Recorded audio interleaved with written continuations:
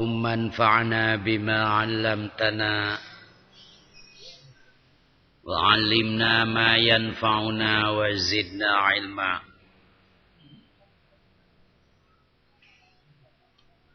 اللهم نور قلوبنا بنور هدايتك كما نورت الأرض بنور شمسك أبدا أبدا برحمتك يا أرحم الراحمين. اللهم إننا نعوذ بك من علم لا ينفع ومن نفس لا تشبع ومن قلب لا يخشع ومن دعوة لا يستجاب لها. أعوذ بالله من الشيطان الرجيم.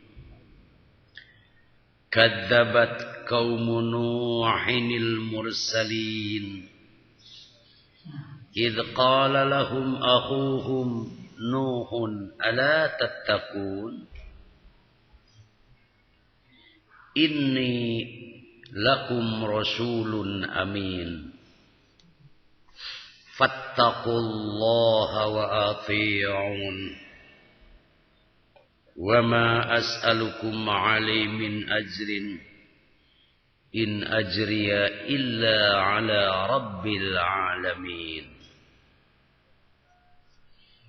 فاتقوا الله وأطيعون. قالوا أنؤمن لك واتبعك الأرذلون قال وما علمي بما كانوا يعملون إن حسابهم إلا على رب العالمين.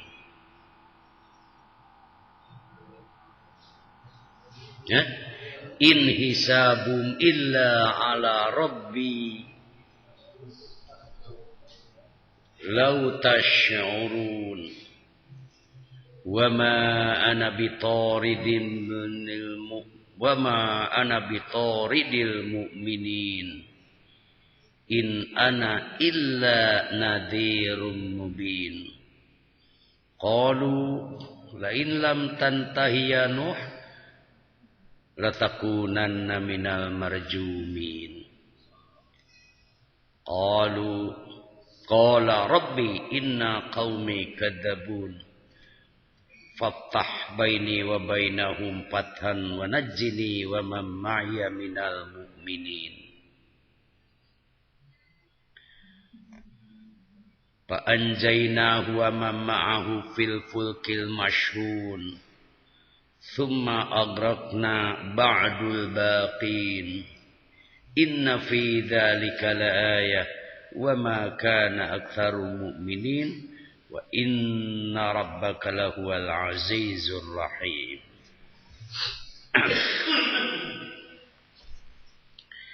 Ayat-ayat anu bieu teh pakait sareng kisah Nabi Nuh sareng kaumna.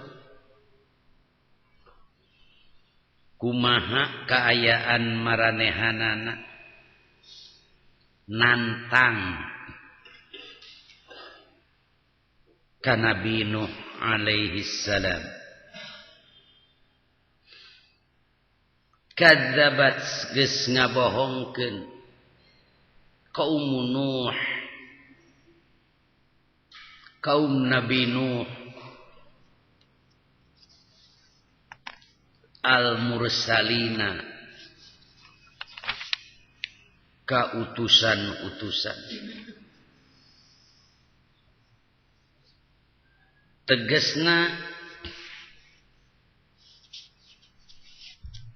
kaum Nabi Nuh teh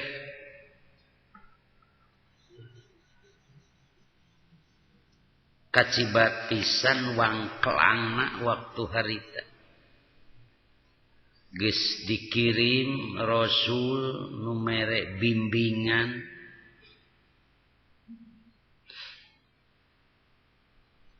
nuduhkeun kumaha hirup teh kuduna utamana tauhid ka Allah Subhanahu wa taala sarta kudu miceun sagala sembahan anu biasa kumanehna dilakukeun teh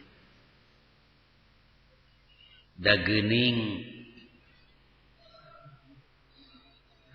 keturunan Nabi Adam alaihissalam.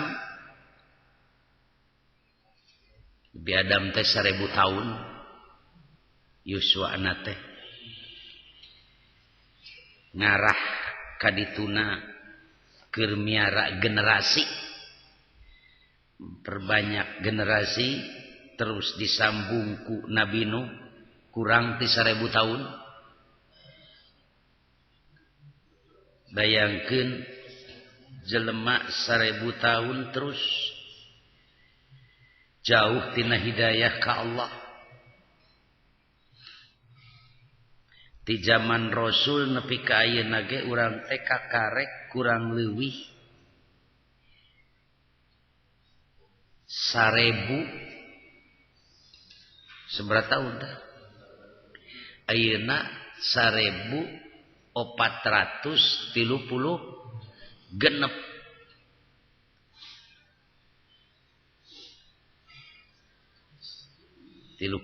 tahun 1400 cendak 23 ya 1413 tuh wikayeuna ya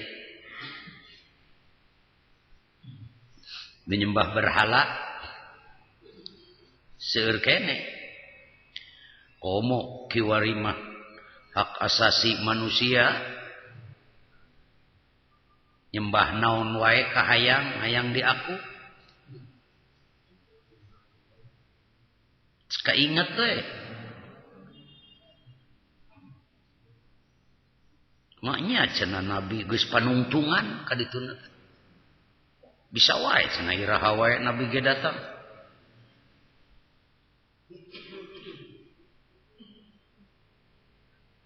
tah baheula teh kitu. Nabi Nuh ngagaduhan tanggal warar sebagai utusan.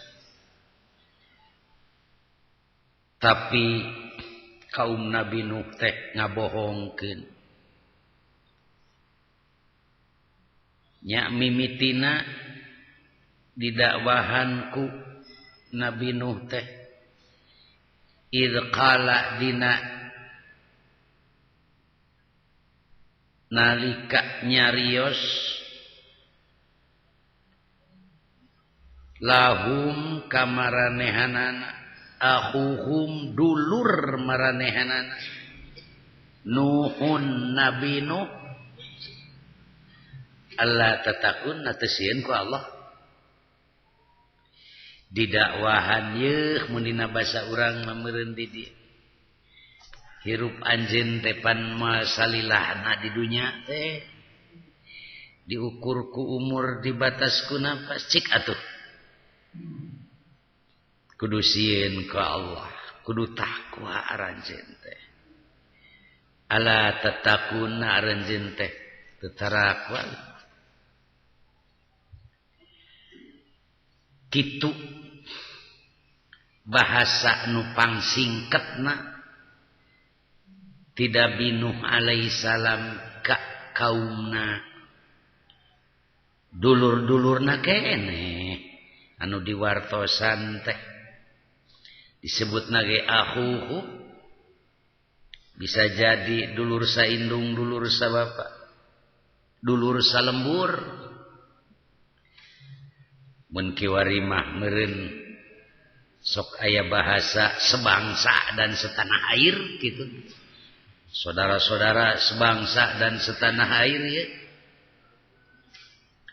dibejaan kumaha kuduna hirup teh nyaeta takwa terus nyarios anjeunna teh inni lakum rasulun amin. Kaula teh pikeun aranjeun utusan anu kapercaya, anu aminun, anu dipercaya. Pikeun nepikeun risalah eusining wahyu ti Allah ka aranjeun. Moal ditambahan, moal dikurangan, pokona ieu nu aya ti Allah teh kitu. Kudu ditepikeun ka aranjeun, amanah ye ti Allah. Kusabab eta fattaqullaha wa ati'uni.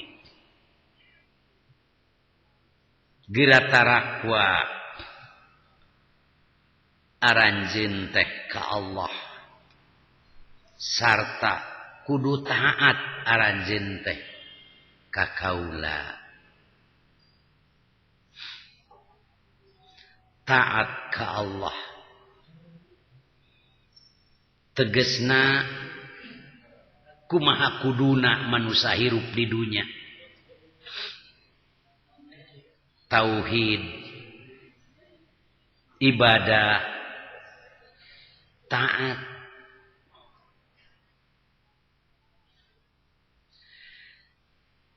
Taat ka Allah teh kudu di cirian dina kahirupan.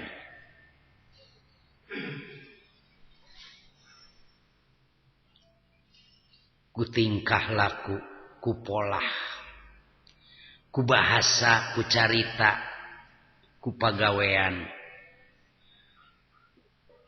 Kudu aya ciri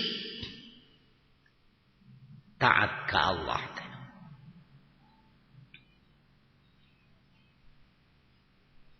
Perilaku hirup sapopoe tembongkeun kataatan. Bahasa oge tembongkeun kataatan. Kudu beda jalma nu taat ka Allah dibandingkeun jeung nu henteu teh. Sokomo dicontohan ku Rasul ye katembong kataatanana. Kumaha perilaku Rasulullah di dieu nyaeta Nabi Nuh alaihi salam. Keur urang Rasulullah sallallahu alaihi wasallam anu ngagaduhan uswah hasanah dina perilaku kahirupan sadidintena. Rasul Nuh alaihissalam teh bagian tina kahirupan bangsana waktu harita nu kudu jadi picontoeun pieunteugeun tina kahirupan masyarakat. Wa ma as'alukum alaihi min ajrin in ajriya illa ala rabbil alamin. Jeung henteu menta kaula teh ka aranjeun alaihi dina perkara ieu min ajrin buruh in ajriya teu aya nu muruhan teu aya nu ngaganjar illa kajaba ala rabbil alamin ka pangeran anu murbeng alam. Fattaqullaha wa ati'uni. Geura tarakwa aranjeun ka Allah jeung taat ka kaula. Nabi Nuh alaihi salam terus menerus mere pencerahan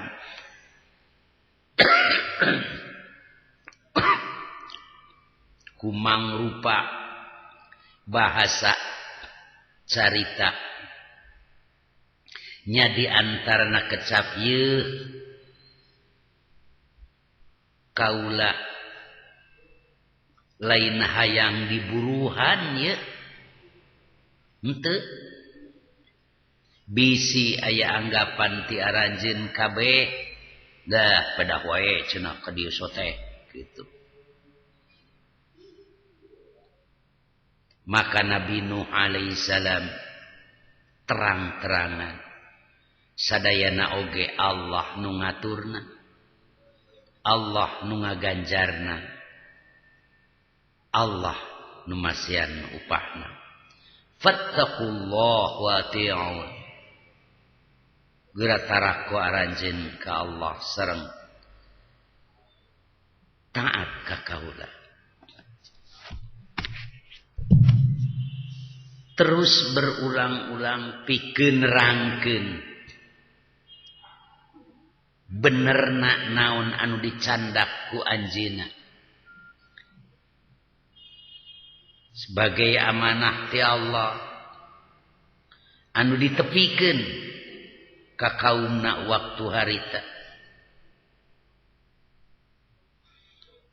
Anjeunna berulang-ulang fattaqullah wa ati'uni pikeun nguatkeun kana tugas-tugas anu memang ku Allah diparentahkeun ka Nabi Nuh alaihi salam pikeun didugikeun ka kaumna.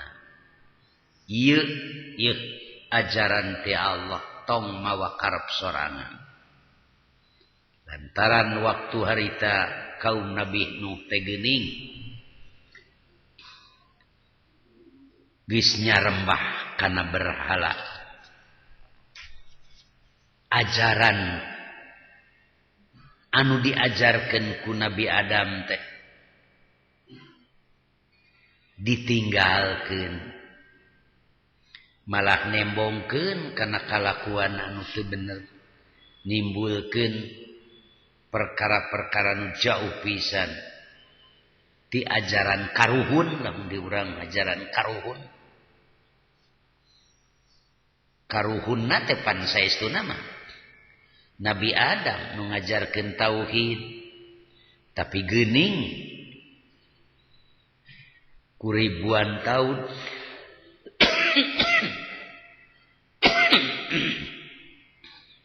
Nabi Adam dakwah ka anak incu, tapi ka ayeuna ge ka anak incuna, ayeuna we anak incuna keneh ka dieu geus berwarna kulit beda lembur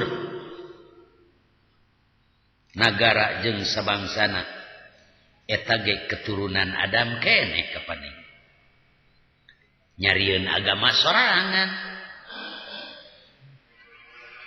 tong borok itu ajaran ti Muhammad Rasulullah oge padahal padoman hirupna aya ieu Quran,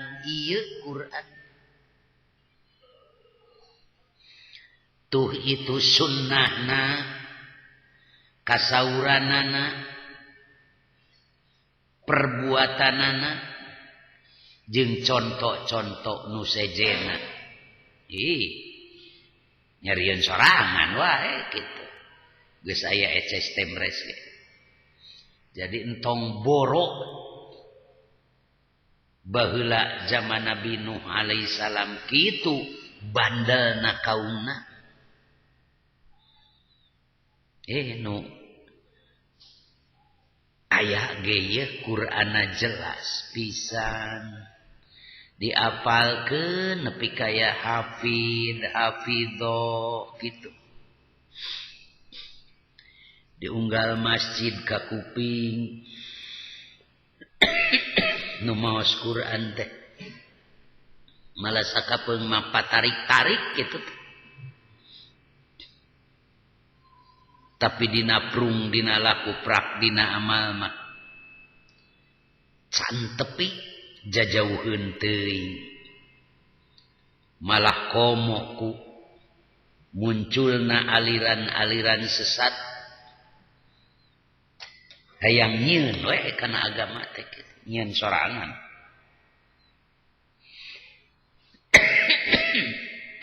Ceuk hayang sorangan ngaku nampa wahyu apa tepi tukang cukur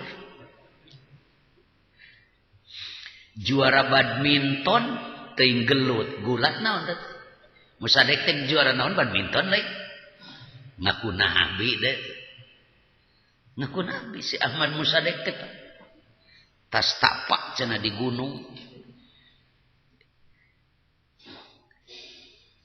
disebutna ge agama naon Ibrahim naon nyebutna agama Ibrahim kitu naon untungna ceuk urang tungtungna pan dibuih maneh teh nu aya ieu Quran jadi padoman keur urang ulah nepi jauh keluar tapi tadi teh ya masyarakat kuloba kahayangna keur zaman awal-awal oge masih saeutik keneh kaum nabi no kitu parentahkeun takwa ka Allah teh kalah ka ngalawan malahan bahasana teh kieu qalu maranehanana nyarita anu minu na urang sarerea kudu iman laka ka anjeun wattaba'aka sedengkeun nuturkeun aranjeun mah al ardalun jalma-jalma nu harina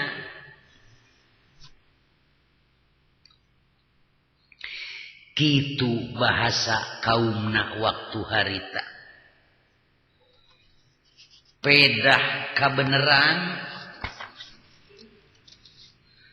anu iman teh lain nu balaleunghar gitu lain nu beunghar nu iman teh gitu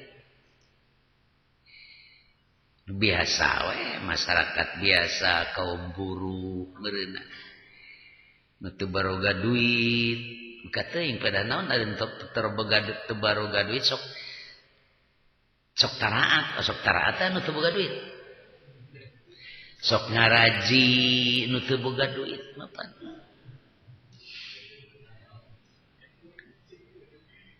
nu lemah fuqara wal masakin pan harita teh nu nuturkeun nabi no tapi ari para sadah mah para sayyidah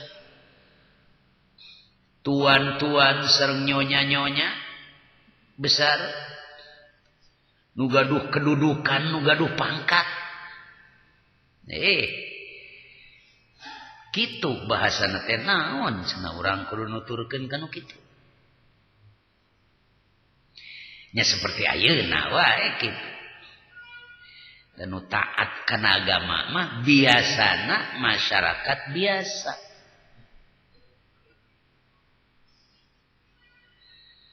sulit aya pejabat nu taat misalnya sulit aya sih aya meureun gitu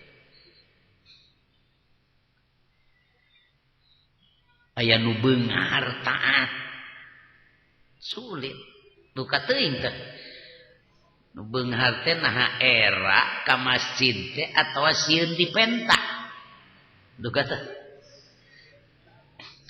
urang kudu diuk jeung jalma-jalma anu hina gitu tong borok kitu nu ngarora we sok rada hese eta teh ka masjid teh jadi di masjid teh bangsa kolot we kitu geus umur 60 70 80 tarajin ka masjid tasi masih halus kitu oge ulah keur budak teu wawuh jeung masjid teh geus kolot teu wawujud masjid ari pae hayang disolatan di masjid ngeunah we teh. Jadi kewajiban cenah ieu.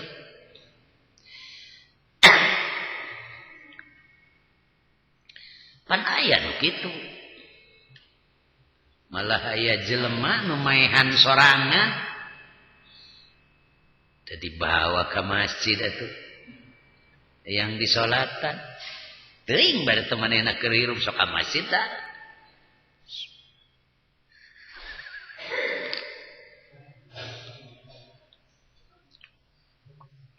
Ari Rasul mah tara nyolatan kana maehan. Kamari teh ya korban minuman keras cenah naon? Di Garut, punten ka urang Garut teh. Di Sumedang, di mana? Di mana deh? Cek Rasul mah wala ta'uduhum wala tukallimuhum wala tashhadu janaizahum. Gergeringna tong dilayan, tong diajak ngobrol, jenazah nage ulah disakseni. Gitu. Coba hukum ku masyarakat lamun aya jalma nu kitu tong dilayan teu naon. Eta aya hadisna eta eces pisan. Tong dilayan. Teu tah. Jadi lamun aya nu paeh ku sabab selebor kajeun teuing babaturan kajeun teuing tatangga ceuk Rasul mah tong dilayan tong disolatan. Dikuburkeun mah udu.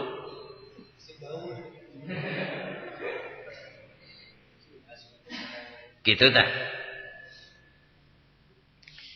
Jadi wala ta'uduhum wala tukallimuhum wala tashhadu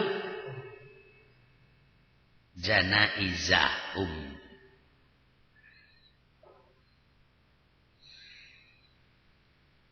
Tah kiwari padahal kiai ajengan ulama ustad nerangkeun kana goreng patutna kalakuan kitu teh.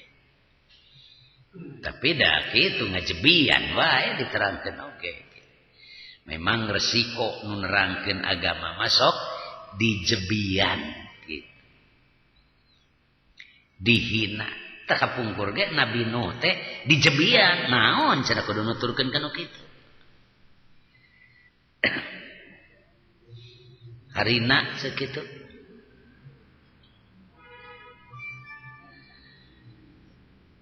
Qala maka ngawaler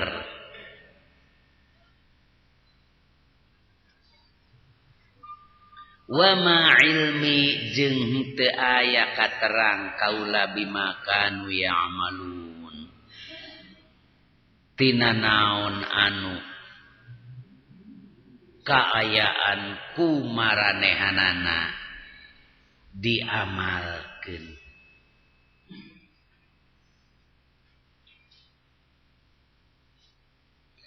Jadi Nabi Nuh teh ngawaler ngajawab waktu harita teh. Wa ma ilmi bima kanu ya'malun.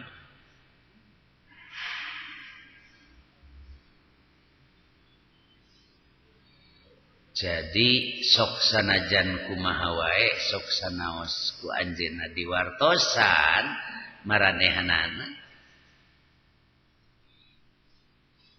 nu zahir mah katingali ku anjeunna teh kitu. Tapi urusan ditukang mah keun wae. Lain urusan anjeunna eta mah urusan Allah.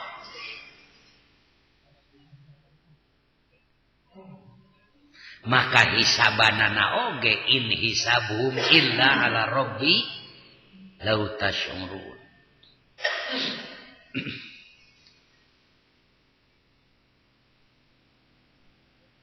teu aya perhitungan naon bae oge kajaba ka pangeran kaula lau tasyurun upama aranjeun saladar mah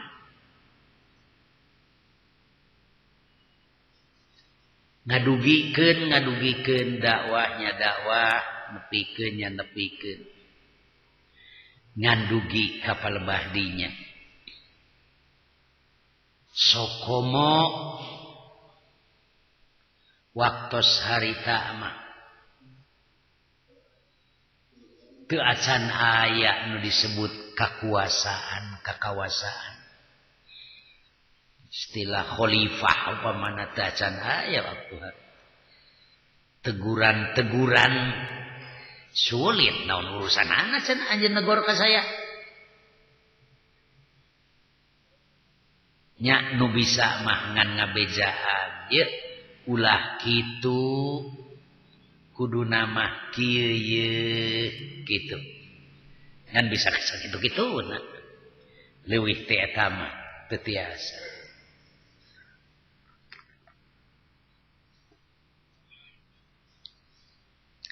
wa ma ana bitoridin al mu'minina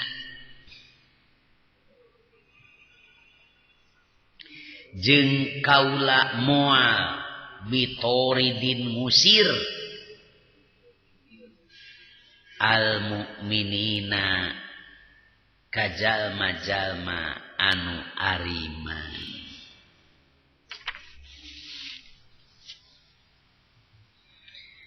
jelema nu iman teh jalma anu memang nembongkeun kayakinanana boh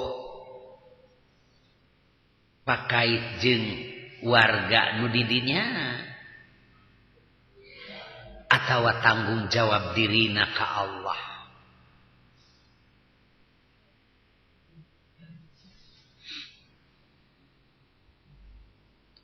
lantaran pangna nyarios kitu teh kahayangna para pejabat nu tadi panggede-gede nu tadi jelema nu iman teh kudu diusir gitu usir ka ditu teu bisa kitu teh in ana illa nadhirum mubin teu aya pikeun kaula teh kajaba mere peringatan anu nyata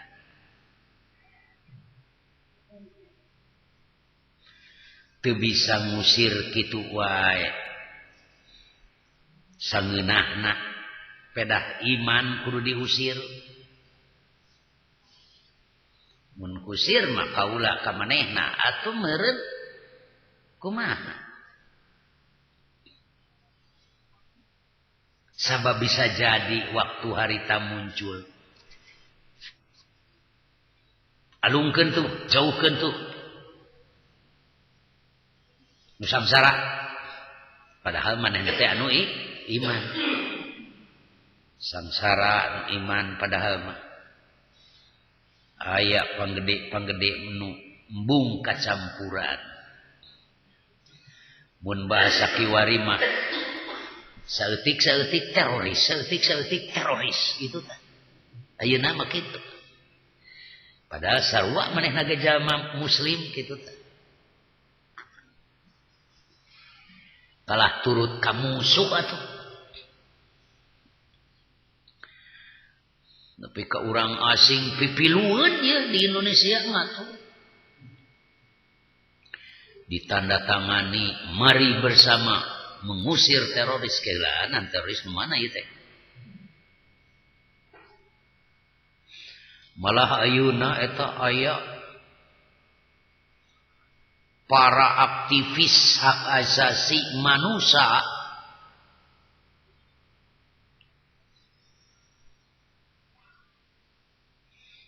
Indonesia kudu miceun undang-undang anu tidak berpihak kepada HAM gitu. Hak asasi manusia.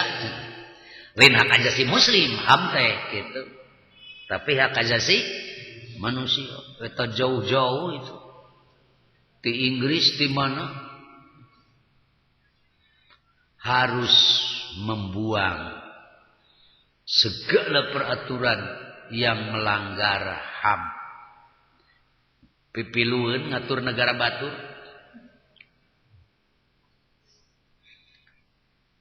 Pedah aya undang-undang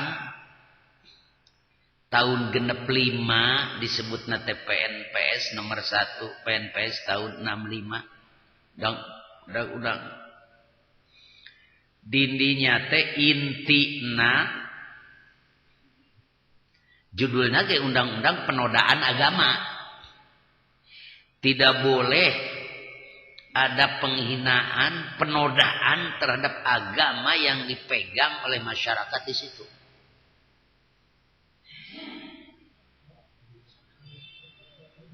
Gitu. Jadi agama dinodai. Khususnya dina Islam. Upamana kieu. Aya anu ngahina kana agama Islam. Itu penodaan agama. Seperti baheula Ariswendo, apa Ariswendo naon teu dibui teh. Nyieun Ariswendo atmo naon Wiloto naon. Dibui pedah nyieun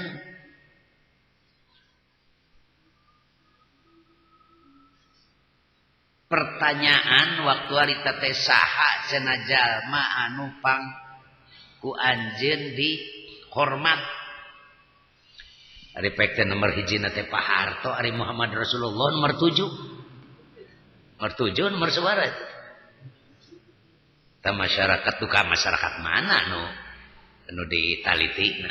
Dibui Pak, sebab sama dengan penghinaan. Jadi Pak Ariswendo teh dibui we da undang-undangna kitu. Ayeuna minta dicabut sabab Islam nu diyakini di Indonesia ku 86%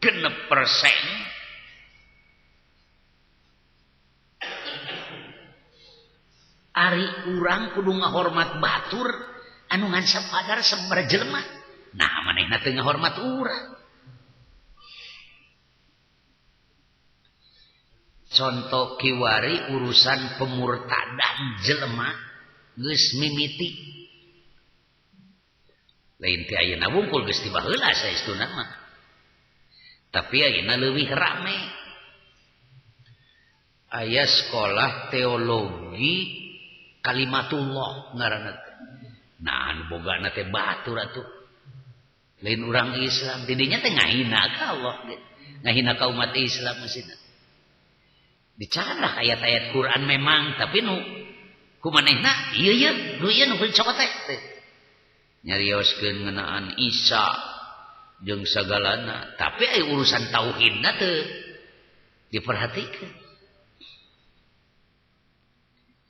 Di Surabaya mah aya gerakan pemurtadan urang Kristen nu datang ti Syria make jubah. Ibu-ibuna dijilbab kitu teh. Lalakina make jubah. Di Surabaya. Make topi kieu. Matak abdi geus tara make topi kieu teh nu kieu we di Indonesia.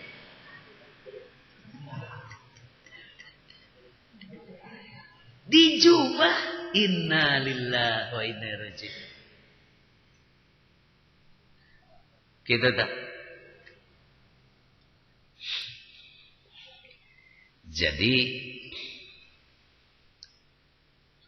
keayaan kaum muslimin teh kiwari di Indonesia. Pika aliran-aliran secat Ahmadiyah keun wae cenah pirage beda penafsiran jeung Ahmadiyah ceuk saha beda penafsiran maca teh buku manehna ngaku nabi Ahmad Mirza Ghulam Ahmad teh ngaku nabi kudu khusus meureun ieu ngaji eta ngaku rasul ngaku Imam Mahdi, coba bayangkeun. Ngaku Nabi Isa, ngaku Mujaddid, ngaku Al-Mutawakkil, wah loba pisan gelarna teh teh. Dina bukuna, buku manehna, buku Mirzana. Jadi enggak benar disebutkan perbedaan penafsiran. Karena itu keputusan dunia mereka itu tidak termasuk Islam, begitu, bukan Muslim. Serupa tapi tak sama istilahnya teh.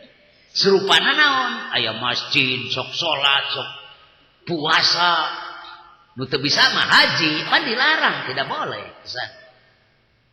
Sebab mengaku nabi sesudah Nabi Muhammad. Da ieu mah cenah nabi anu teu nyandak aturan, cenah ieu mah nabi penerus tapi tidak bawa aturan lagi yang baru, enak aja. Ya. Aya kitab suci na ngaranna Tazkirah. Eta dina buku eta teh kandelna ge sabaraha ratus halaman. Ceuk manehna wahyu muqaddas. Wahyu anu suci nu diturunkeun ka Al-Masih gitu. Al-Masih teh sebenarnya gelar kanggo Nabi Isa alaihi salam. Tamanehna ge ngaku teh. Ngaku Nabi Isa teh. Coba di India ngaku Nabi Isa teh. Di India. Da baheula cenah Nabi Isa teh basa di udag-udag kurang Yahudi terus berangkatlah jauh kaburlah itu cenah ka India kadinya ka daerah dinya gitu itu tanpa ka ta teh kudu diaku geus padahal ngahina kana agama gitu teh kiwari teh ya kurang karu sarwana aja orang pejabat nu teu ngarti mah gitu. Umat Islam tadi bubura pan di Jakarta mah kateuing beureun adzan ge engke ku si Ahok teh teu meunang adzan. Isukan hayang mencit kurban we deket Masjid Ulah kan. Nu dagang domba we teu meunang kan. Matak didoakeun sing dilaknat ku Allah nu kitu mah. Gitu. Matak lamun demo unggal poe pasti ya geus kudu kewajiban atuh da. Piraku ngangkat togut jadi pemimpin kawas nu eueuh wae umat Islam di Indonesia. Karena itu saya terus terang dulu tidak mendukung karena kalau mendukung dia ieu akibatna maka nu ngadukung teh doraka teh kitu situ ngarti mah. Sok we lah. Nah panco-panco jeung saya di masjid lah. Soalnya bisa ditegur ku Allah, maneh bareto keur ngaji, nah teu nyaritakeun eta bisi kitu, lain geus ditepikeun lah. Teuing geus dianggap henteu mah. Teu mungkin Nabi Nuh alaihi salam kudu ngusir jalma nu geus iman. Keun wae sangsara teu boga duit. Ya. Taraat malah manehna teh in ana illa nadhirum mubin teu kaula teh kajaba anu bere peringatan anu nyata gitu geus dibere peringatan mah geus dibejaan mah keun wae. Coba ancamanana eta ti kaumna anu laluhur teh garu bede. qalu lain lam tantahi ya Nuh lanakunanna minal marjumin.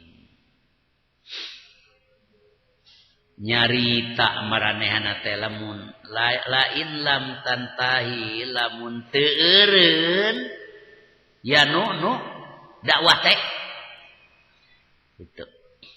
Nyaritakeun Allah, nyaritakeun Rasulna, nyaritakeun kewajiban. Lanakunanna minal marjumin, niscaya kami, niscaya takunannya ya, latakunanna minal marjumin, kurang jelas latakunanna minal marjumin, mesti anjeun teh bener-bener minal marjumina tinu dirajam.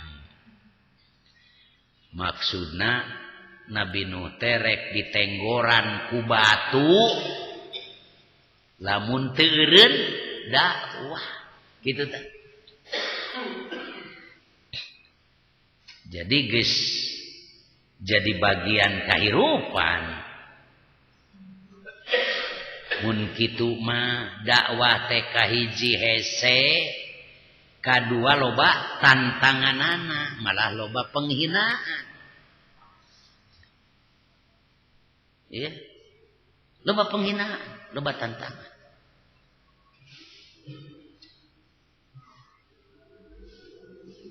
Nabi Nuh sasauran, qala anjeunna sasauran, Rabbi, duh pangeran abdi, inna qaumi, saestuna kaum abdi teh geuning, kadzabuni, ngabarohongkeun maranehanana teh ka abdi. Kitu muncul basa kasar nama mengeluh keluhan Nabi Nuh ka Allah, abdi teh parantos ngadugikeun mah ya Allah siang wengi oge, tapi sesah pisan geuning kalah ngancam ka abdi teh bade tenggoran ku batu, bade dipaehan abdi teh.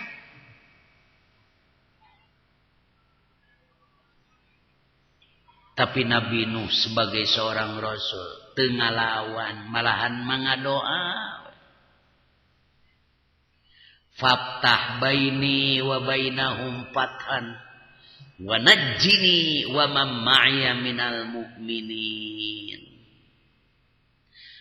Bukakeun ya Allah baini antara abdi jeung wa bainahum jeung antara maranehanana.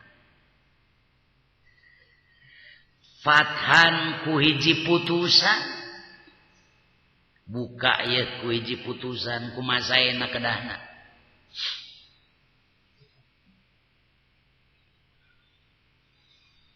Wa najjini jeung salametkeun abdi wa mamaya jeung jalmi nu sareng abdi minal mukminina ti jalma-jalma anu ariman.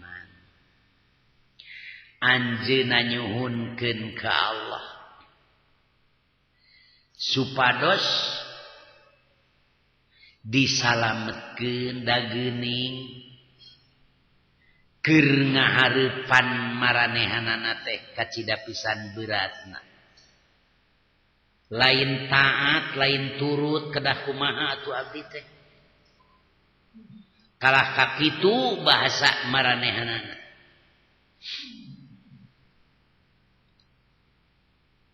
Lain lam tantahi ya Nuh lanakunanna minal marjumin. Ancaman, tapi resiko itu mah masing kumaha bae oge. Tiba heula dina dakwah sok aya wae. Mun kiwari mah penjara pan. Dihukum mati pan kitu. Baheula mah diancam dirajam. Nepi ka keluhan tadi saterasna lantaran geus katingali leuwih berat pisan, Nabi Nuh ngadoa ka Allah, faftah baini wa bainahum fathan wa najjini wa man ma'aya minal mu'minin. Bukakeun Gusti ti antara abdi jeung maranehna teh suatu penyelesaian, pathan, pembukaan mun basa kiwari mah solusi. Duh Gusti abdi pasihan solusina ieu kumaha saena. Salametkeun abdi teh jeung jalma-jalma nu ariman ka abdi kitu. Saparantos ngadua kitu maka Allah nyalametkeun ka Nabi Nuh sareng kaumna. Fa anjainahu, maka kami nyalametkeunana ka Nabi Nuh wa man ma'ahu jeung jalma-jalma nu bareng jeung Nuh teh fil fulki dina kapal al masyhuni anu pinuh. Jadi disalametkeun ku Allah dina kapal anu pinuh. Tegasna pinuh ku pengikutna waktu sarita ngiring kana kapal teh.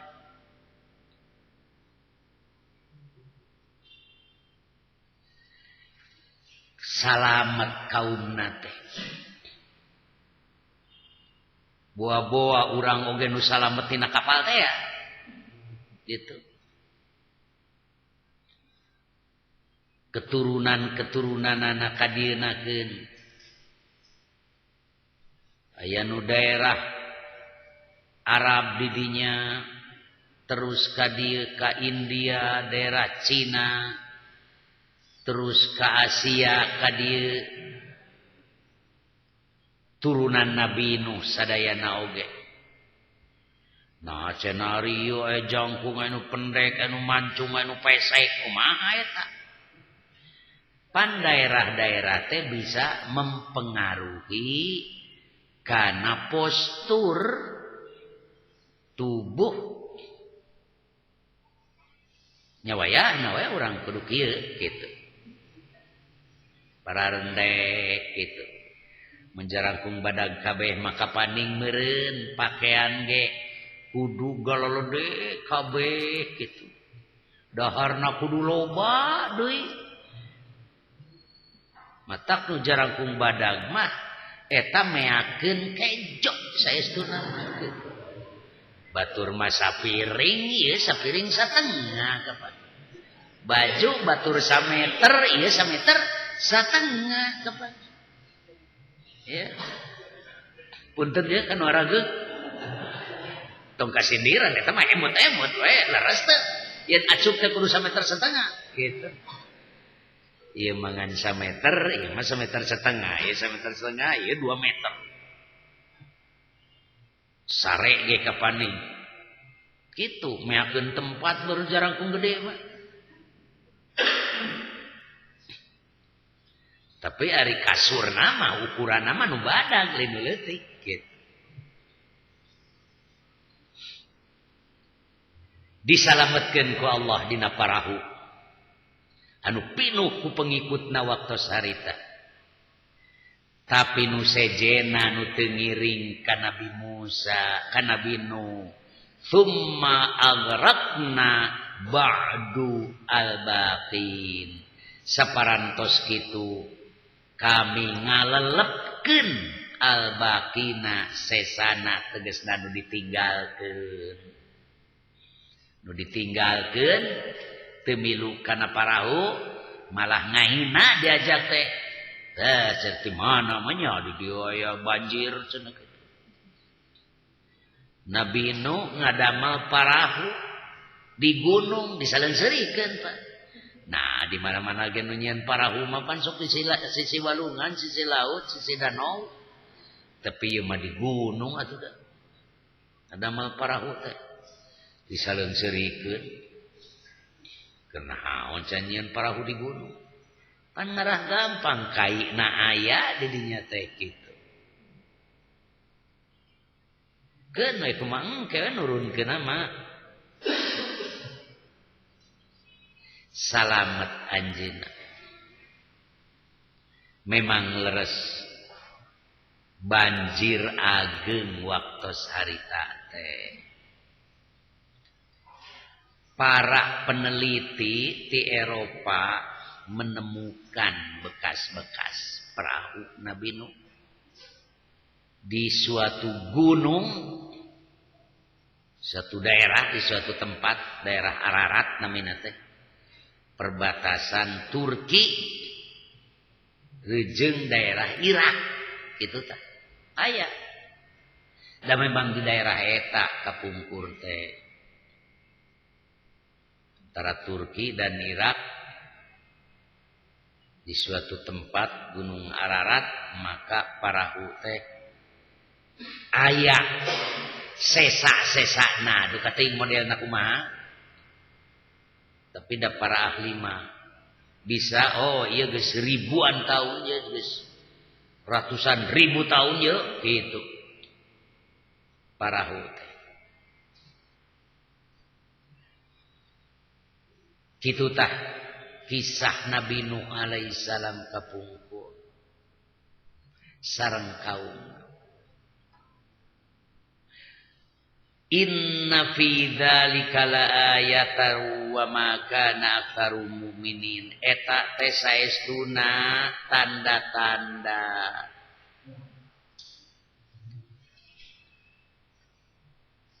tanda-tanda keagungan Allah ditembongkeun ka manusia supaya jadi ibrah, jadi pelajaran. Wa ma kana aktsarum mu'minin. Tapi kalau lobaan mah maranehna henteu ariman. Wa inna rabbaka lahuwal azizul rahim. Jeung saestuna pangeran anjeun teh nyata-nyata anjeunna anu maha gagas tur anu maha asih. Kaos ieu ku urang, kaos ku para sahabat, kapungkur kaos ku Rasulullah supaya jadi ibrah rian ari dakwah teh lain perkara anu gampang. Seueur tantanganana. Nu salamet saeutik seperti anu milu kana parahu teh. Kitu deui iraha wae oge nu salamet masa eutik kecuali anu milu ka Muhammad Rasulullah sallallahu alaihi wasallam. Penduduk dunia kiwari 7,5 miliar. Umat Islam aya 1,7 miliar sekian. Tah saeutik pan dibanding ke jeung nu tadi. Kusabab eta tong aneh lamun al-haq jeung batil, nu hak mangan saeutik, nu batil mah loba pisan. Tong boro nyaritakeun anu jauh-jauh kapani nu sederhana-sederhana we ge di urang ge. Kitu kayaanana. Sakitu sadaqallahu adzim wallahu a'lam bishawab.